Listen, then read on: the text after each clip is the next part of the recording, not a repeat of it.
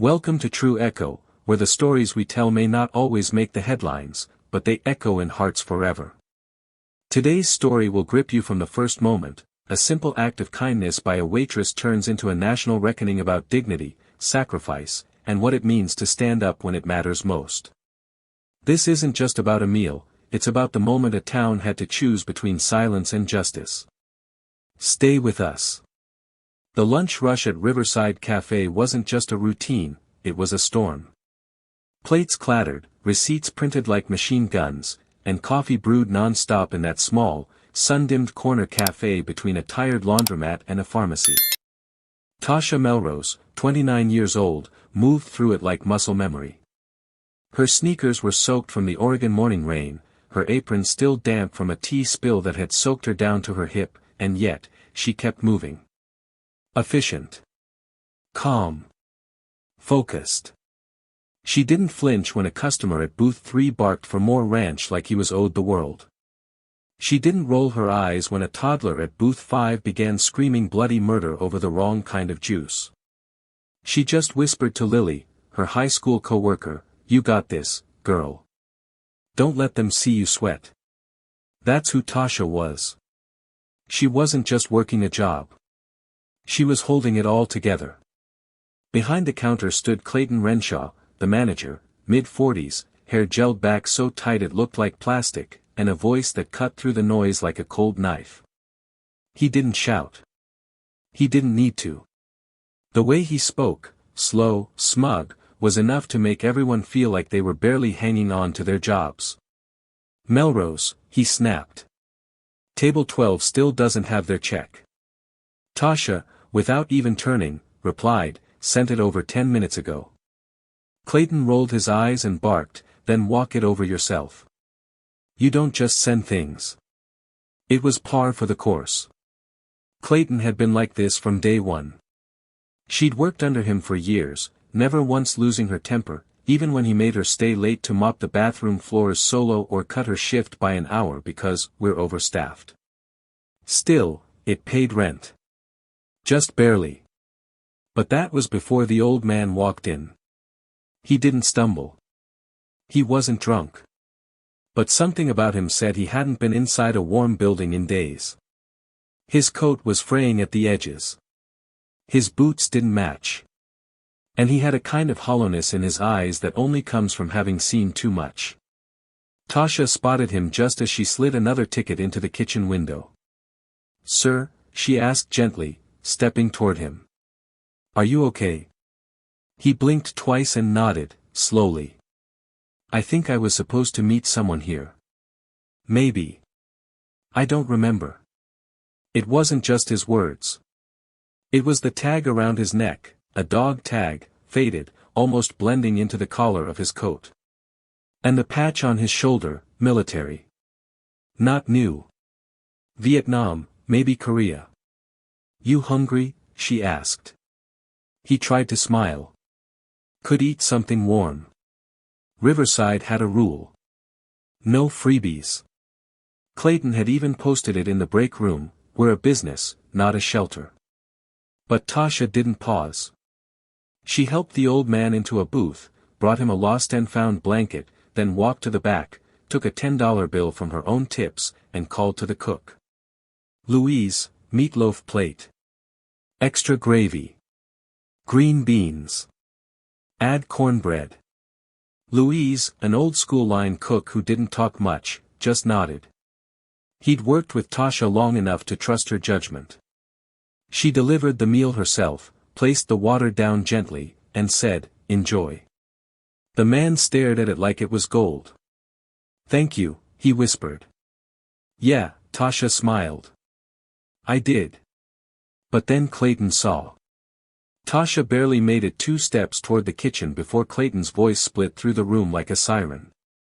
"You mind telling me what the hell that was?" he barked, and for the first time that day, the café's background hum of conversation, forks, and phones began to die down.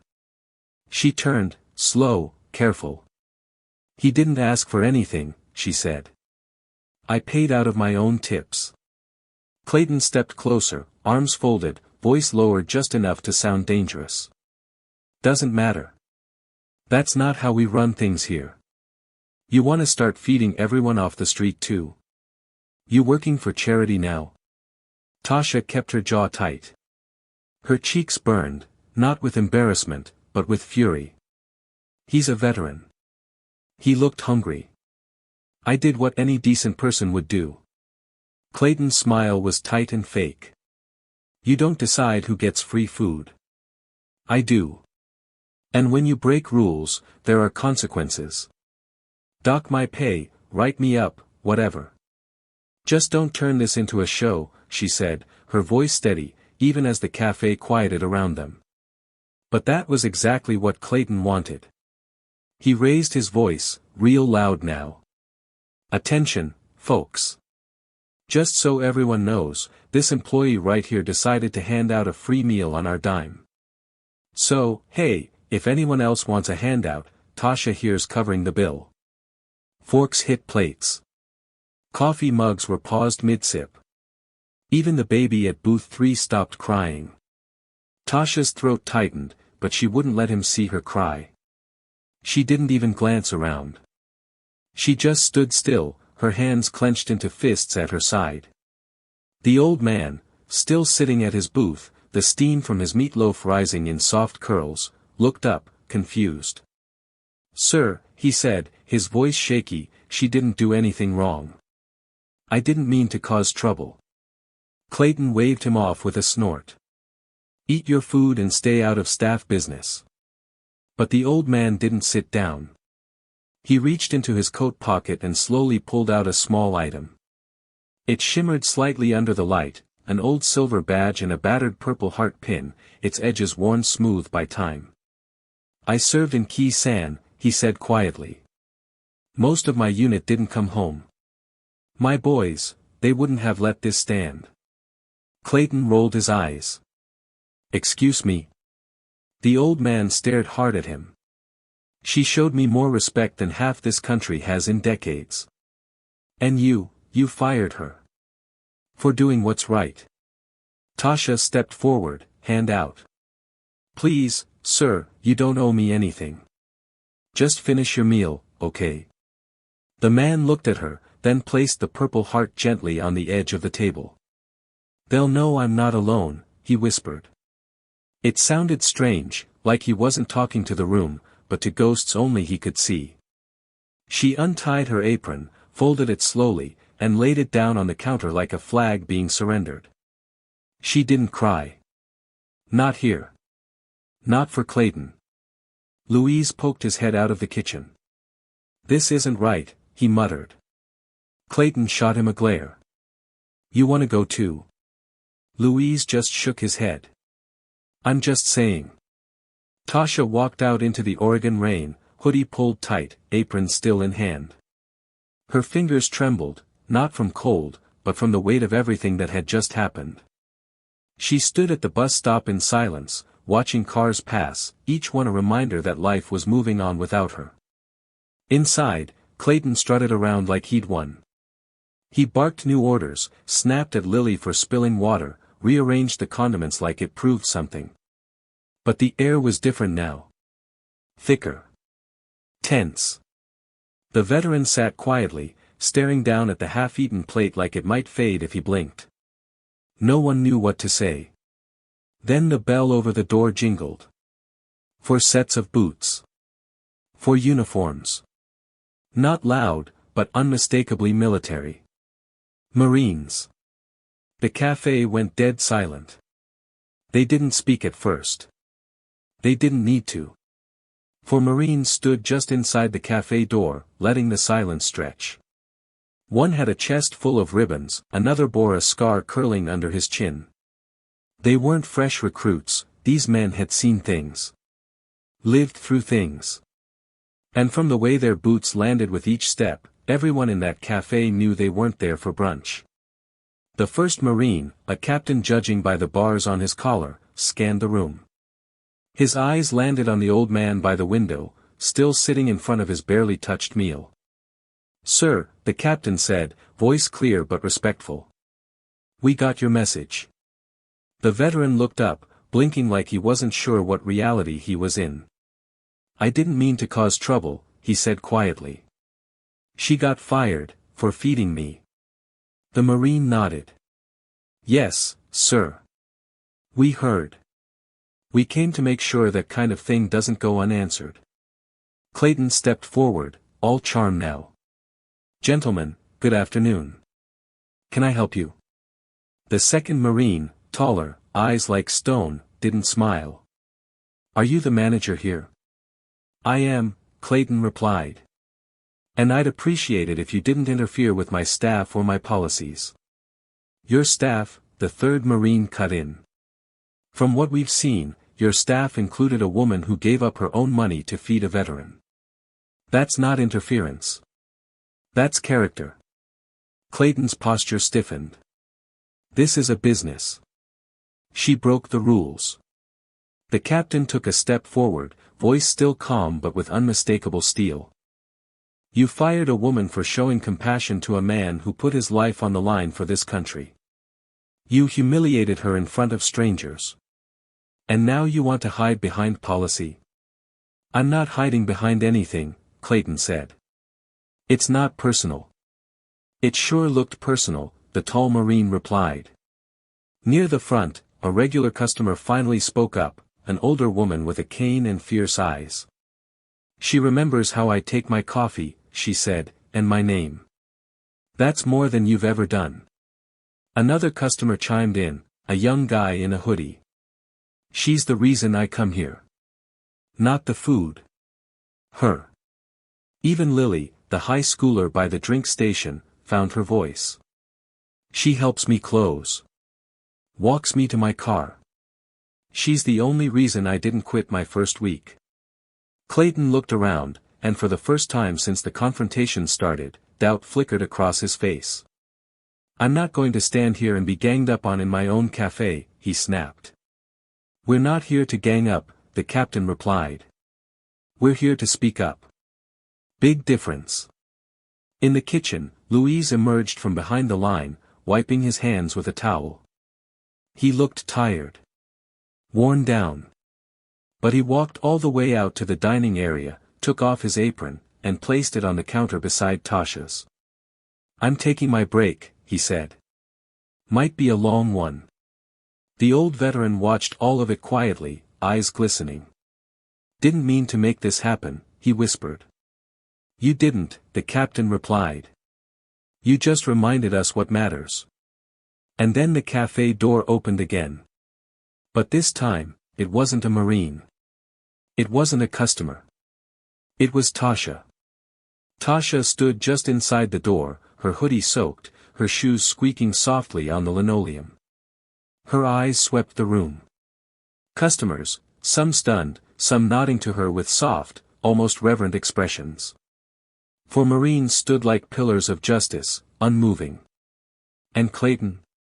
He looked like he had swallowed a stone. Lily rushed toward her, red-eyed and breathless. You need to come back inside, she whispered. Please. People are saying things, real things. You did the right thing, Tasha. I'm not here to get my job back, Tasha said firmly. I heard people were still talking, and I wanted to make sure that old man finished his meal. The Marines turned toward her. The captain stepped forward and extended a hand. Miss Melrose, we owe you an apology. What happened to you? That shouldn't have gone down like it did. Tasha shook his hand, humble but firm. You don't owe me anything. I didn't do it for attention. I just saw someone who needed a meal. The tall Marine with the scar, the one who hadn't spoken yet, finally did. You gave him more than that. You gave him dignity. Clayton scoffed. Oh come on, he said, voice brittle with disbelief. She didn't cure cancer. She handed out a plate of meatloaf. She handed out respect, the captain replied coolly. That counts for something. At least to us. From the counter, Cheryl Miles, owner of the hair salon next door, crossed her arms and chimed in. I've seen how you run this place, Clayton. The threats. The notes. Cutting shifts over nothing. You didn't fire her because of a policy. You fired her because she reminded everyone you don't know how to lead.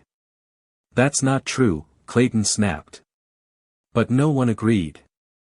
Even the dishwasher, Omar, barely 17, stepped forward, earbuds dangling around his neck. I heard everything, Omar said. She pulled $10 from her tips. She told Louise to ring it in. She didn't sneak anything. Clayton opened his mouth, but Omar kept going. She's the only one here who's ever asked if I needed a ride home. I live 2 buses and a long walk away. No one else knows that. And if she's not good enough to work here, then maybe I'm not either. You quitting? Clayton barked. I don't know, Omar shrugged. But I know I'm not scared of you. The room was dead silent. Then Lenny, the trucker who always sat at the window, stood up. Quietly, without drama, he walked to the counter, pulled out his wallet, and dropped a $20 bill next to the register. For the vet's meal, he said. And for the woman who should still be standing behind this counter. He walked out. That started something. One by one, customers began gathering their things. Some left money on the tables. Others offered soft nods or mouthed "thank you" to Tasha as they passed her. No one looked at Clayton. By the time the 6th person walked out, his voice cracked. This is ridiculous. No, Lily said, eyes wet but clear. This is what happens when people stop being afraid of you. Louise walked out of the kitchen completely now, wiping his hands on his apron. He laid his chef's knife on the counter, not with drama, but with quiet finality. I've worked in 6 kitchens, he said. Never had to watch a good person get tossed for doing something decent. This is mutiny, Clayton said, trying to summon some authority. The Marine captain replied, no. This is accountability. And just then, the bell rang again. But it wasn't another customer. It was a man in his early 50s. Clean-shaven, military haircut, navy blue jacket. A local contractor by the name of Charles Fenner. He walked in like he owned the air around him. I heard what happened, Charles said. Didn't take long for it to hit the veterans group chat. He turned to Tasha. If you're not working anywhere yet, he said, I'd be proud to offer you a job at our center. Better pay. Better hours. And most importantly, respect. Tasha blinked. Why? Charles smiled. Because Walter Haggerty isn't just a veteran. He's my uncle. And I trust him more than most people on this earth. Clayton looked like someone had just unplugged him. Cheryl gave a nod.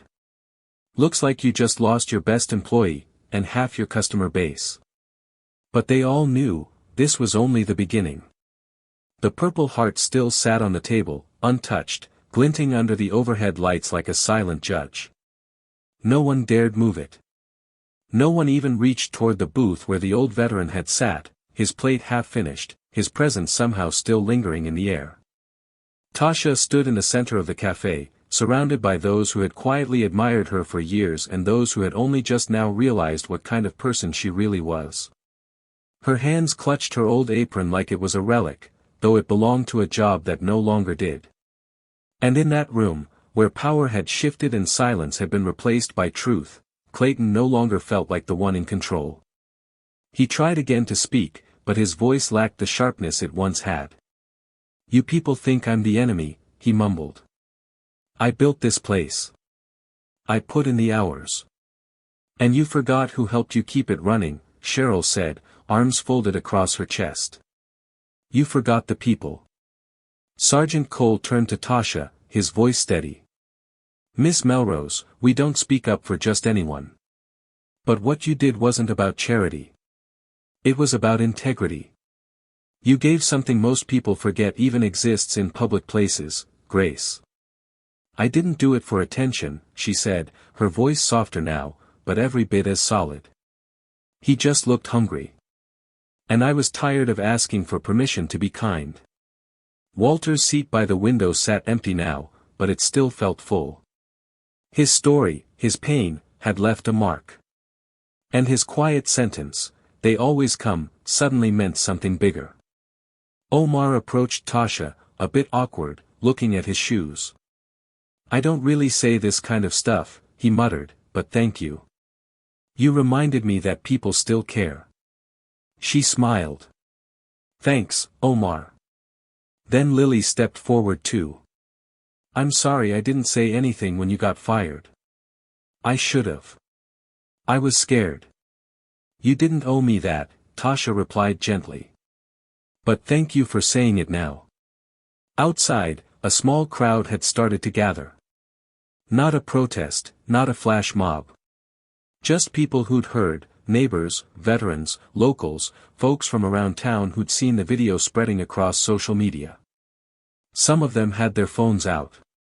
Some just watched silently, unsure if they were witnessing the end of something or the start of something new.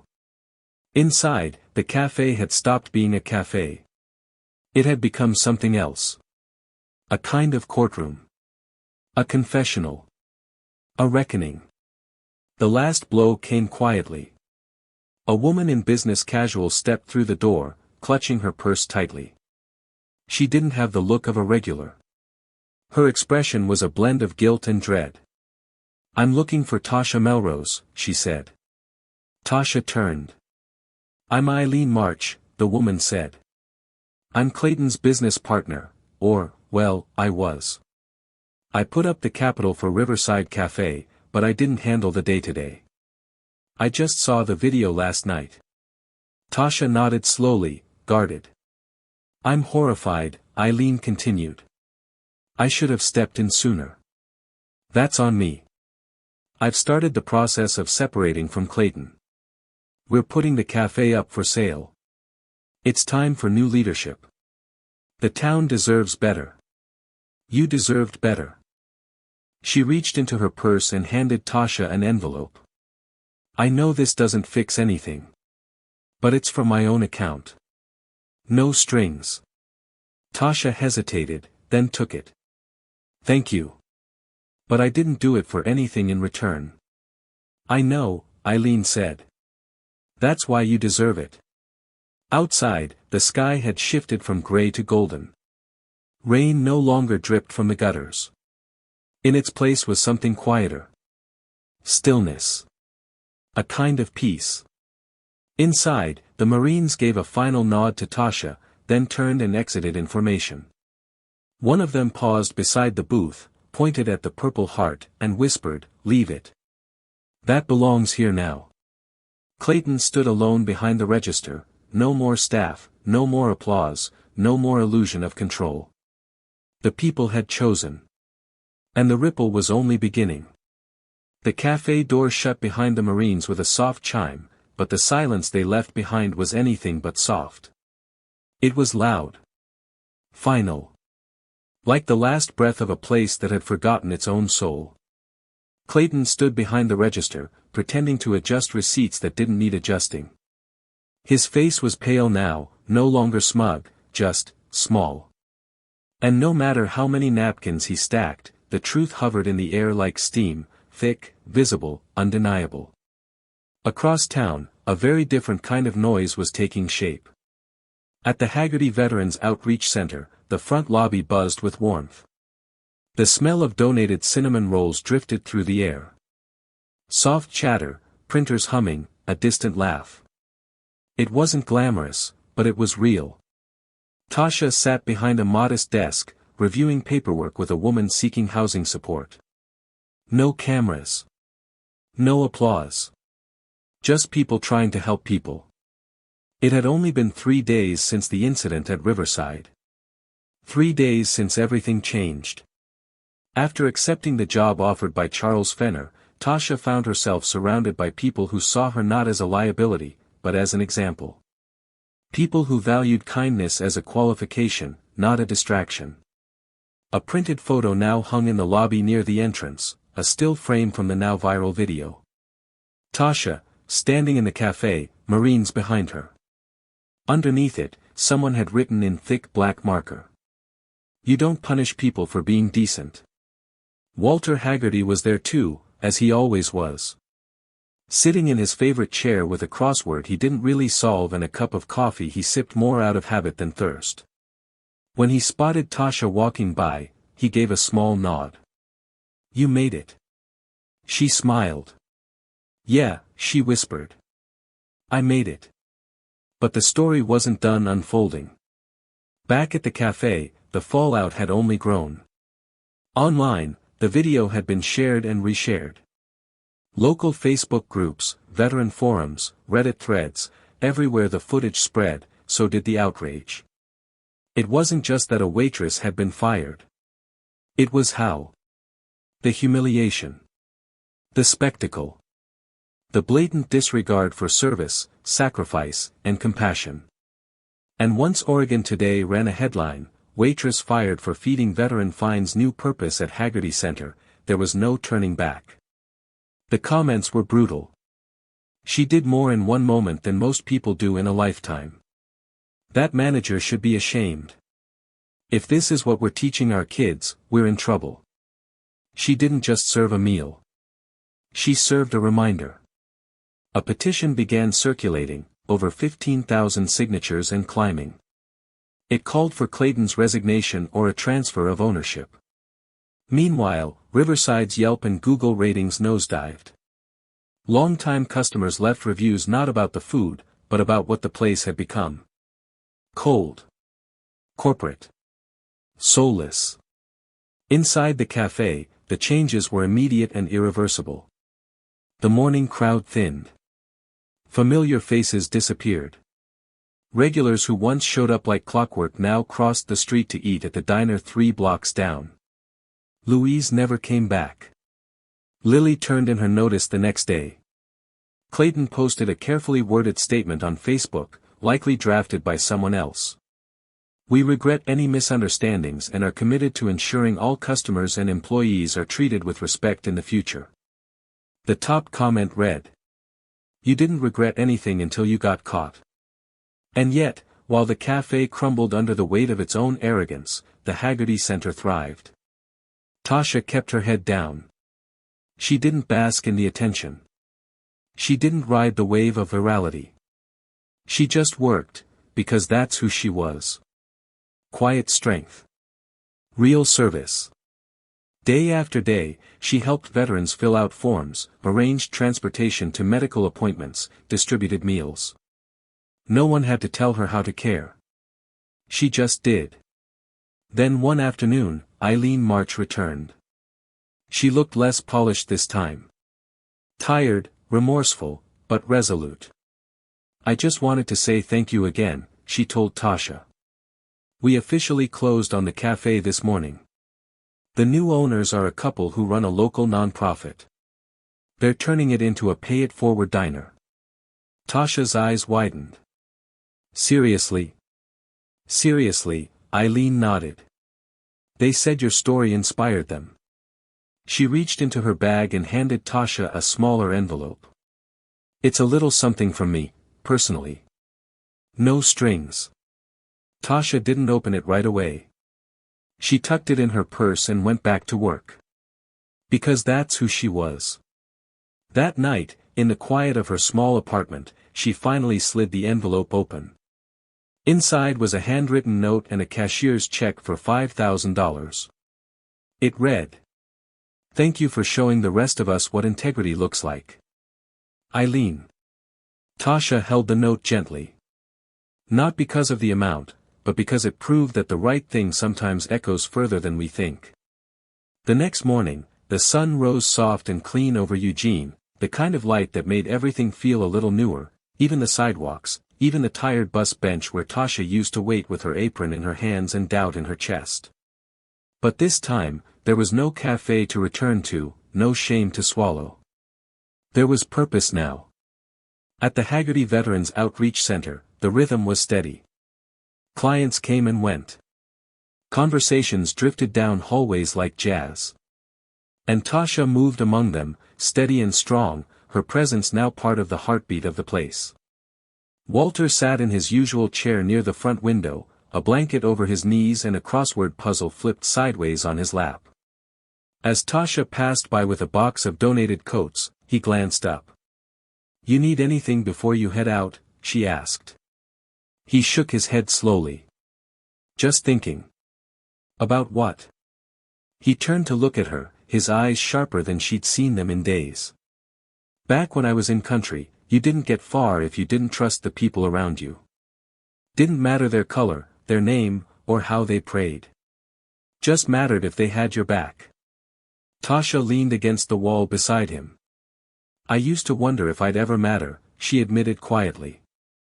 "I worked hard. Tried to be decent. But it always felt like I was one mistake away from being tossed aside."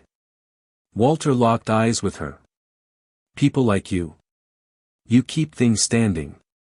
Quietly. Without the noise. Without applause. That manager at the café?" He thought respect came from barking orders. "But real power, the kind that matters, it's what people say about you when you're not in the room." She didn't answer right away. Just let the silence hold. It was the kind of silence that felt earned. After a while, she asked, "Did you really call those Marines after I left?" Walter smiled faintly. "I didn't have to.